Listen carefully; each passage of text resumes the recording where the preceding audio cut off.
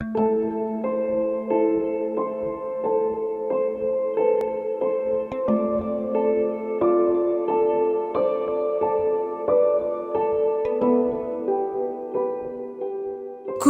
in the Drabin constituency of the Ashanti region is off the main Accra-Kumasi highway and about 45 minutes drive to the regional capital Kumasi. 3 communities, Setrekrom, Ropronso, and Kubasi, make up the Kubasi municipal area. Though connected to the national grid, the community is a deprived one with majority of the town's over 3,900 population engaged in petty trading. Most of its women ply their trade along the main highway due to the presence of a toll booth. The Kubasi toll booth is the last toll booth on that stretch of road from Accra before entering Kumasi. Kubasi has only one public basic school, the Kubasi MA Primary. Established in 1965, the school's population stands at 401. From afar, Kubasi MA Primary looks beautiful. A little closer and you'll be hit by the challenges confronting the school. Cracked walls, worn-out window nets, uneven classroom floors, falling ceilings, erosion, among others. The school is without a fence wall, making it a thoroughfare for both community members and animals. This community borehole sits right on the school compound, an interruption to teaching and learning. In fact, we are lacking reading textbooks, and as teachers we know when the kids read a lot, they become fluent in the speaking of the English language and even also the local language, but we don't have enough textbooks. And then also school desks. This is our major challenge, the school desks. You go to a class and you find 3-4 kids sitting on a very small desk. It makes it difficult for them to write. And also we lack ICT facilities. It's also something that is worrying. Another challenge is toilet facility in the school. It's also worrying. Because the one we have is not standard, and the community people were using that toilet. And when I came, I had a discussion with them to leave it for the school. But we could still find some people coming from the community to access that facility, which is also very bad. This structure was started by a private man who wanted to build an ICT center for the school. Unfortunately, it's been 7 years now. The deprived Kubasi community is where 26-year-old Naomi Awomeh was posted some 18 months ago after graduating from the St. Louis College of Education.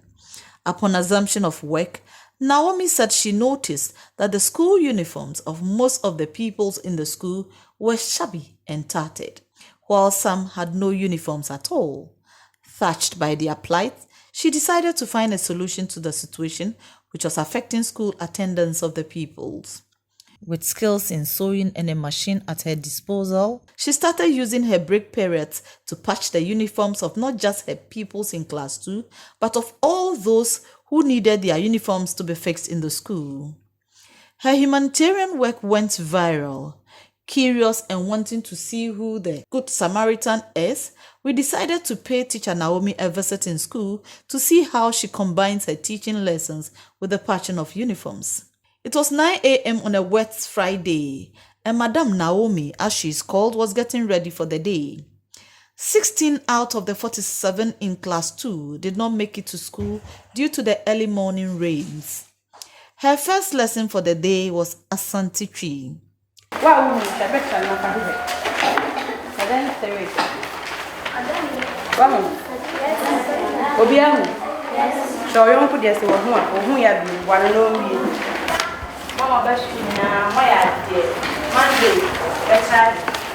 Don't you like her style of teaching and getting all the pupils involved? It is now break time and Madame Naomi wears a different hat as a dressmaker. She lines up people who need her services. And here behind the classroom cupboard serves as the changing room.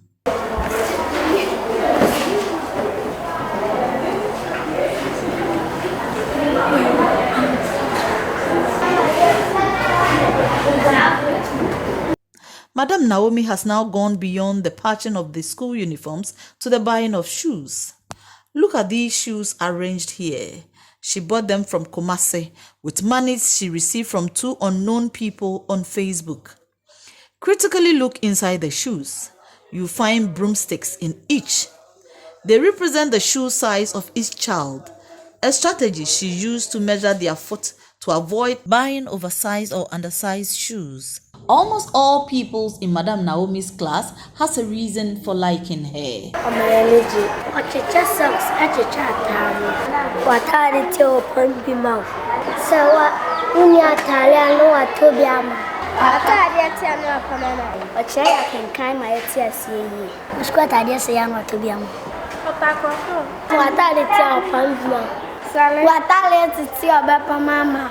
What do colleagues make of Naomi's charitable work?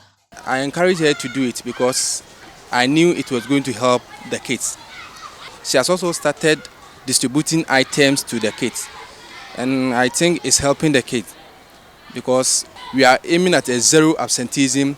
Since this initiative started, I've seen improvement in the way the kids come to school and even their dressing.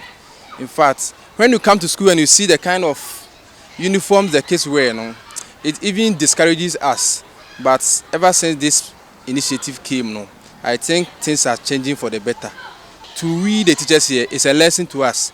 We have seen that no matter where you are, you can start something small that will be beneficiary to the people we see. Yeah, Madam Naomi, when I came here, I saw her patching some uniforms for the children. So I personally called her to my office and had a discussion with her.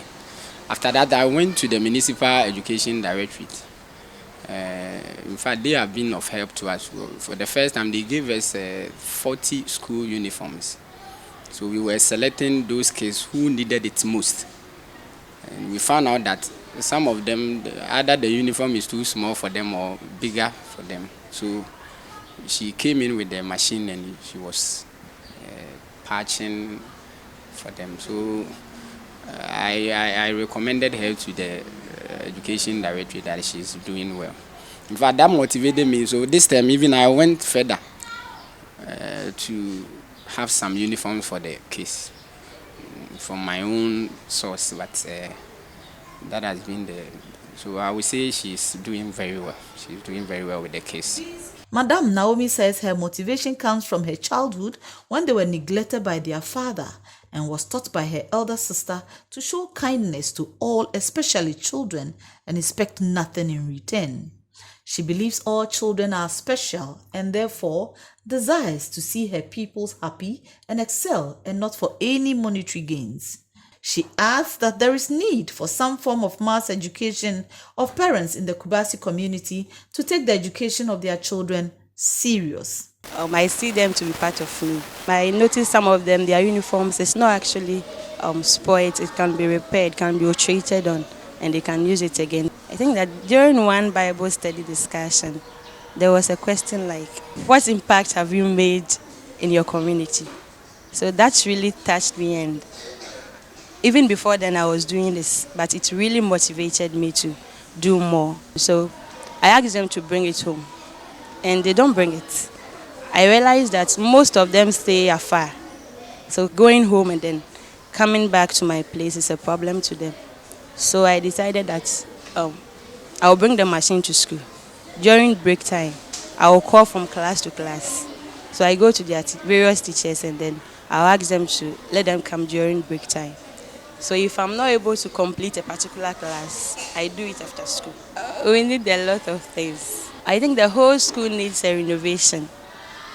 Especially when you get to the KG, you look at the environment, it's just not conducive for learning.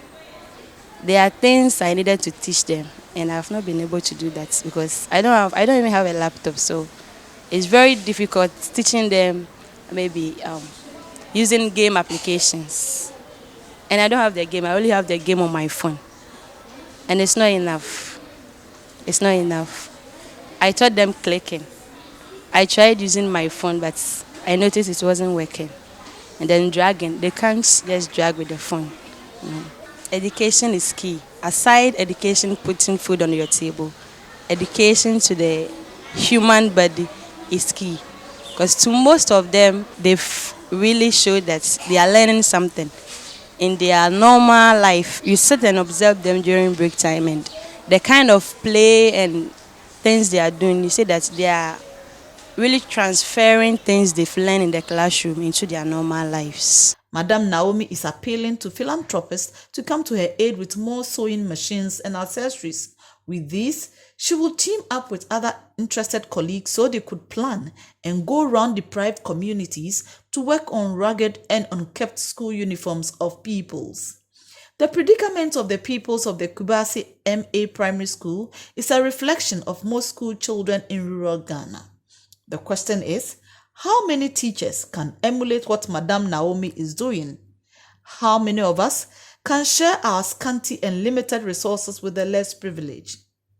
If we could all move out of our comfort zones by lending a helping hand to the less privileged, can you imagine the society we will be building? Peggy Amadonko reporting.